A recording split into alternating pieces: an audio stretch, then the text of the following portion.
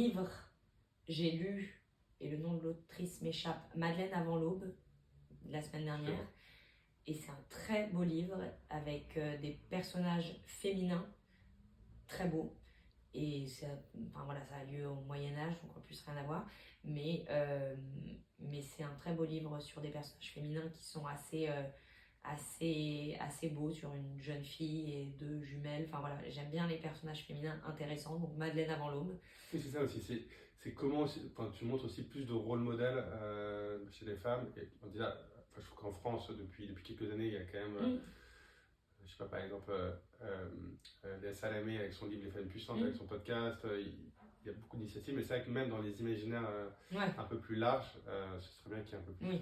Moi, j'ai du mal à lire des livres qui sont sur les sujets des violences en tant que telles ou qui sont pas de la fiction parce que j'ai l'impression de travailler du coup. Donc j'aime bien lire de la fiction, mais c'est vrai que dans la fiction, tu as aussi envie de pouvoir un peu de revoir un peu des représentations qui sont intéressantes, qui sont complexes et qui sont pas une reproduction des schémas très genrés qu'on a l'habitude de lire. Donc j'aime bien, c'est pour ça que j'aime bien Virginie Despentes aussi. Enfin voilà, j'aime bien ce qui casse un peu les codes. Et j'ai trouvé Madeleine avant l'aube être un très beau livre.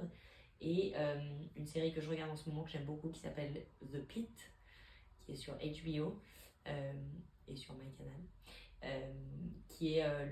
Qui suit une équipe de soignants du service des urgences d'un hôpital à Pittsburgh. Et c'est une représentation extrêmement réaliste du corps médical et de ce que c'est que de vivre une garde dans un service des urgences. Et je suis, avec la sortie du film La Maison des Femmes, très sensible aux représentations du monde médical qui sont très réalistes et justes. Et je pense que La Maison des Femmes en fait un très bon travail. Et cette série aussi, de montrer à quel point c'est difficile comme métier, à quel point ça sursollicite et à quel point si on ne prend pas soin de service public qu'est le soin et le médical, et ben on court vraiment à notre perte en tant que société. Donc voilà, tout ce qui met au devant de la scène de manière juste le corps médical, je le recommande.